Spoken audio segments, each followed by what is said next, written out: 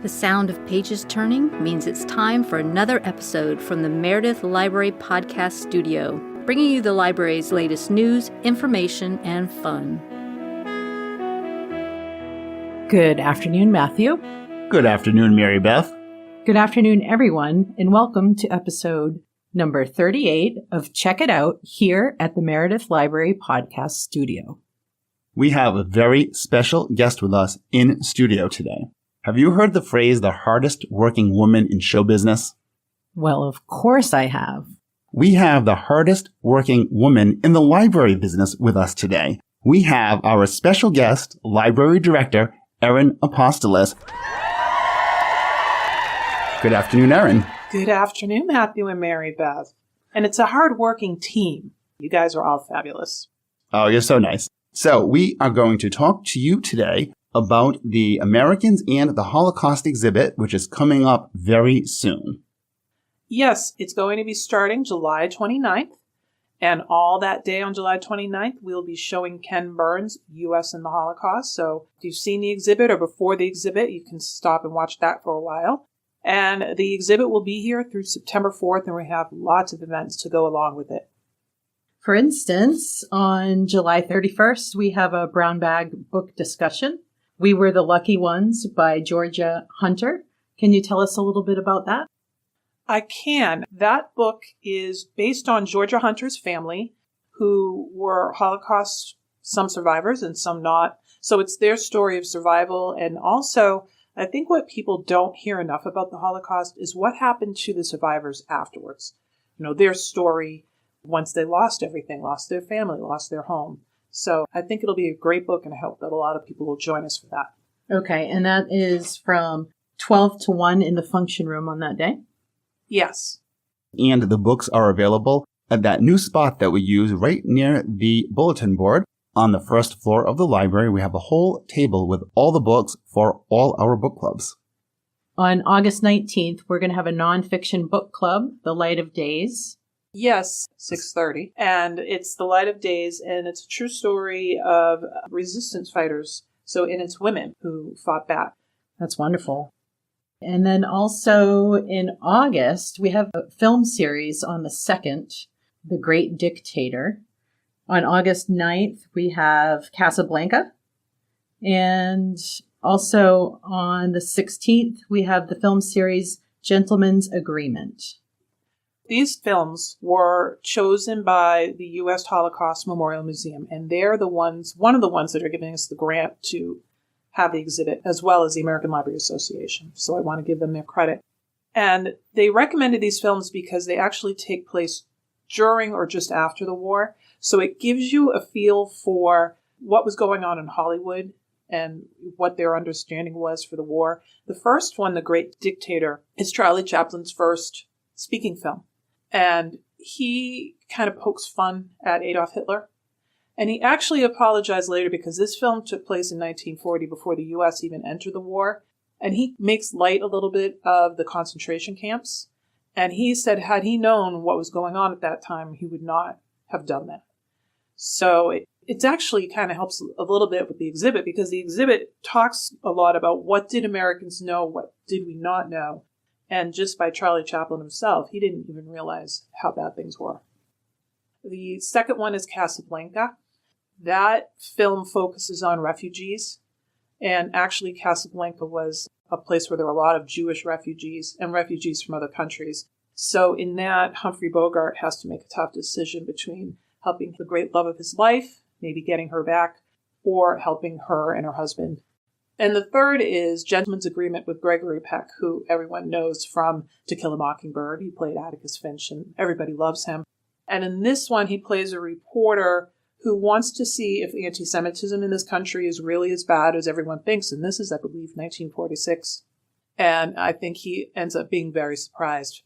Gregory Peck's character is actually pretending to be Jewish to understand how people are being treated. Is that correct? That is correct.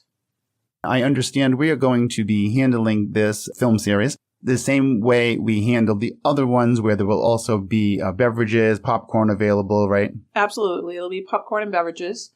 And before each film, I will be introducing it and its significance to the war and to the Holocaust. And then afterwards, we'll have some discussion questions if people want to stick around to talk about the film. Well, that's wonderful, because you know how we were just talking about Superman, right? The current movie that's out, you and I, and we both saw the movie on the same weekend. And that really is part of the experience. Even though you're done with the movie, you want to share the experience with other people. So I really like the idea that we're having those discussions as well. I agree. I like to talk about movies, and I'm sure we'll get people who are film buffs coming and who may even have different perspectives than we do. Right. It might be interesting, too, as one of the discussion questions, if the same movie was going to be made today with our more modern sensibilities, let's say, what kind of things would they have changed in it? Because these movies are contemporary to the time periods. Not only they're not just set during the time period of World War II, they were actually produced during that time period. That's a very good question. I already created the movie discussion guides, but I did not have that, and I'm going to add it because I think that's a good way of looking at it. On August 11th, we'll have a featured presentation from Kati Preston, who is actually a Holocaust survivor. Could you tell us more? Sure. So Matthew and I actually saw Kati because the Friends of the Library sponsored a grant to have her come and speak to the Interlake schools. So every student, grades 6 through 12, had a chance to hear Kati's story, and they loved her. She's very engaging. Her story is very relatable because she was 5 years old during the war and talked about her experience. I don't want to give too much of it away because I think everyone really needs to hear it. Well, afterwards, they wanted to shake her hand. They wanted their picture taken with her. They wanted her to sign gum wrappers, anything that they had. They were very taken with her, and I think anyone that sees her is going to feel the same way. Yes, absolutely. At one of the sessions at the school that I was at, one of the students asked if he could go get something from his locker for her, and he gave her a picture he had drawn.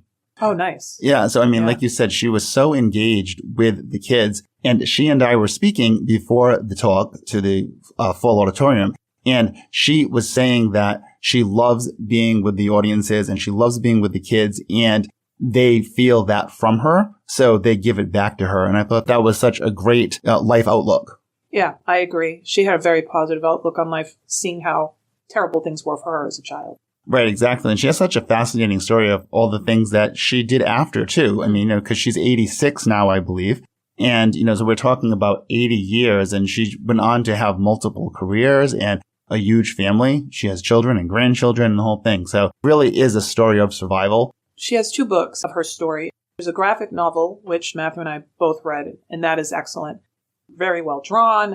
I loved everything about it. And I did too, yes. Very moving. I was very choked up with it. And then we have the adult version, which is her whole story with photos, and both of them are very well done. We have some programs to also offer. On August 5th, Stark Decency, a humanities presentation with Alan Coop. Yes, so some people may not know that New Hampshire actually had a German prisoner of war camp, and it's named after General Stark. And it's called Stark Decency because the prisoners were treated so well, and this was the case across the country, that Americans treated the prisoners of war so well. Many decided to stay afterwards. So it's their story, it's the story of the camp, and kind of how things contrasted maybe with how POWs were treated. On August 7th, we will have Before the Final Solution, The Holocaust of Bullets.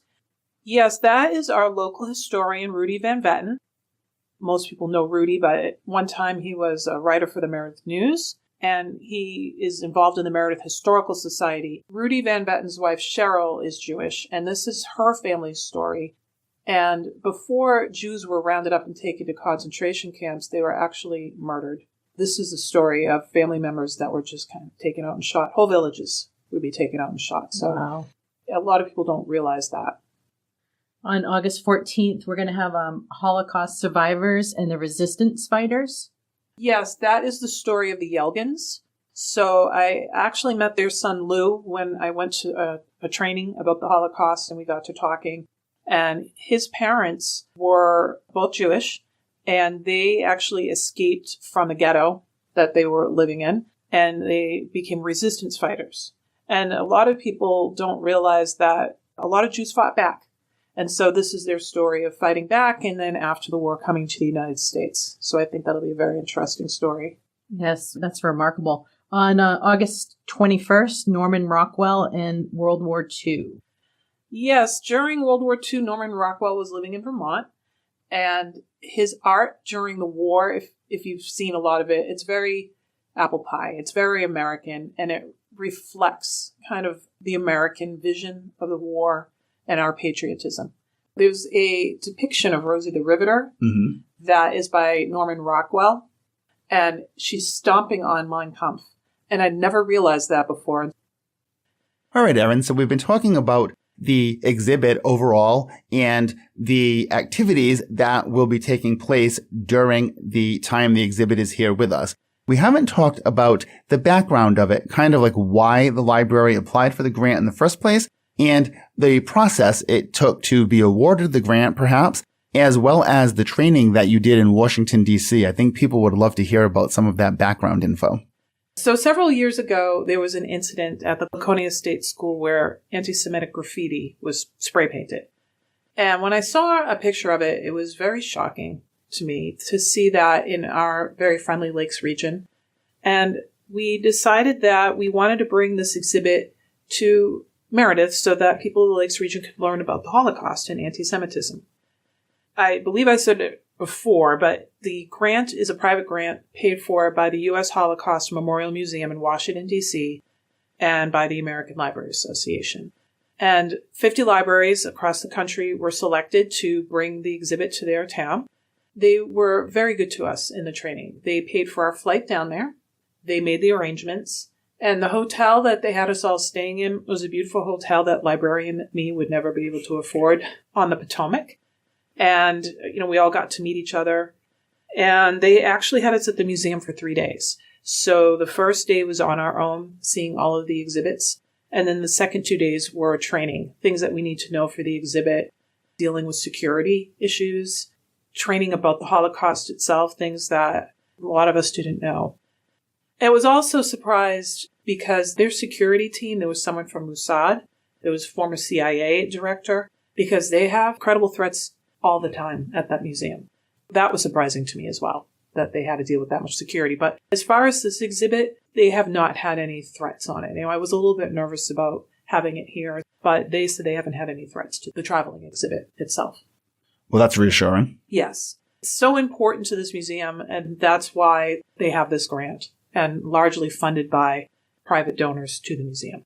So, Erin, as far as the size and the logistics of setting something up this size at our library, how big is this exhibit? So it's 1,100 square feet, and we are going to be housing it on the second floor of the library. If you're familiar, it's kind of outside where the study rooms are and my office is. And we actually, when we were designing the library, we designed it so that things could be movable. So all of the new bookshelves are on wheels. And we'll be able to move things out of the way and rearrange some things in order to set up this exhibit. It's multimedia, so there's 4 TV screens, there's little films to watch, there's newsreels from the March of Time, and then you can also look at largely primary sources, newspapers from the time, and even zeroing in on New Hampshire to see what people knew. So one of the things I was always told growing up that was until the army went in and liberated the concentration camps, we really didn't know what was going on. But according to the primary sources, we knew a little bit more than, and by we, the government, maybe not necessarily the people, but we knew a little bit more than originally thought. Wow. So that will come across as you go through the exhibit. Yes, I remember when we went to the library in Vermont that had the exhibit, they actually had some of the primary source communications between government officials. Yes. And you were seeing exactly what they were saying, word for word. Right. It was the reproduction of the thing. So it was kind of amazing, like Yeah. you're saying, to find out that there might have been more going on that wasn't being released to the general public. Correct. And the exhibit ends where, at the time, General Eisenhower, and they are going in and liberating the camps. And the troops are just shocked by what they see. And there's a quote in there from Eisenhower where he said he needed to go to the camps to see what was happening because he knew that down the road people would try to deny it. And he wanted to bear witness to say, no, this is what happened. And he talked about what happened. And then we are doing a separate display it's 18 different posters.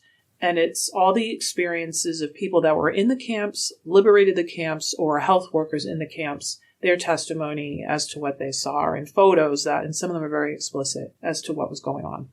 And what you just described will be displayed throughout the library on the first floor? It's just going to be on the second floor. Okay. And I am going to put up signage to let people know, because it's a public area, that there could be some images that some people might find disturbing, just so that they're not surprised when they come in. On the first floor, there is an exhibit that's geared towards children's, but it's not part of the main exhibit. Do you want to talk a little bit about that one, Matthew? Yes, there's a children's book on display in the function room on the walls. So the illustrator has taken the pictures from the book and actually made 3D versions of each page. It is a picture book, but it's also really for parents to use that material that's in the book to help children understand this stuff. So the book is really about the life of Dr. Viktor Frankl, someone who was a Holocaust survivor from the camps. It talks about his outlook on life, and kind of similar to Kati, where he had this terrible thing happen when he was very young and then went on to a very successful life, in general. The authors have created kind of a little treasure hunt for kids. So if you look at the pictures, there's a paper that's right down there in the room that the parents can pick up, and it says to look for things such as, can you find the Star of David in this particular picture, like that kind of thing. We also have a number of volunteers that will be acting as docents to do guided tours for those who may desire a guided tour. It could be a group tour. It could just be a single person. And starting after July 29th, we will have the ability for people to register for those tours. I have docent training on the 28th, and I need to work with them on their schedules, and then we'll have it posted after the 29th. So you should be able to do it online or call us to set up a tour. Is the group limited to a certain amount of people? I would say 10 to 15 tops, just to get the benefit of, so you're not all jammed up in the exhibit. Something we don't have on the calendar, so we hadn't mentioned earlier, is a very special part of the program where every student in Interlakes Middle School and High School from grades 7 through 12 will be attending the exhibit by being bused here from the school. So maybe you want to speak about that a little bit. Yes, part of the grant, we had to have 4 different programs.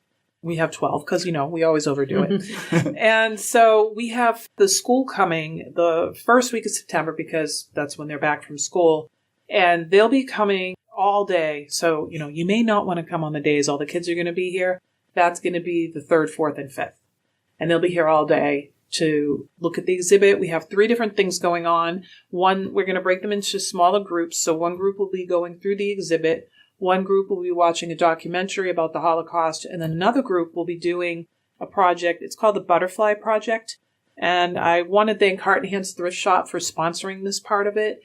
You have a butterfly that represents every child that was murdered during the Holocaust. So each student will get a little card with the child in their biography, and then they'll paint a butterfly in honor of that person. And then we'll be displaying the butterflies here at the library once they're all done. And if I remember correctly, is the goal 1 million butterflies? I think it's a little over 1 million, maybe 1.5 million. And that will be a permanent part of our library after, correct? Correct, yes. So in closing, we want to thank our very special, most sought-after guest, Erin, for being here and giving us all the wonderful information pertaining to our Holocaust exhibit. Well, thank you. It was a pleasure. And, my office is like 3 doors down. So anytime you want me to come and speak on something, I'm happy to come and chat. All right, we will take you up on that. All right, thank you very much. You're welcome. Thank you, Erin. All right, MaryBeth, it was an excellent and information-filled episode we just had here. So we will look forward to seeing everyone next time. And of course, I will look forward to seeing you again soon, MaryBeth. You as well, Matthew. All right, goodbye, everyone.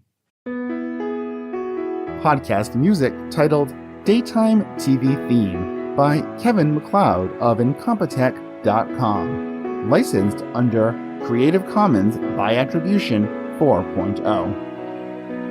Podcast copyright 2025. Meredith Library Podcast Studio.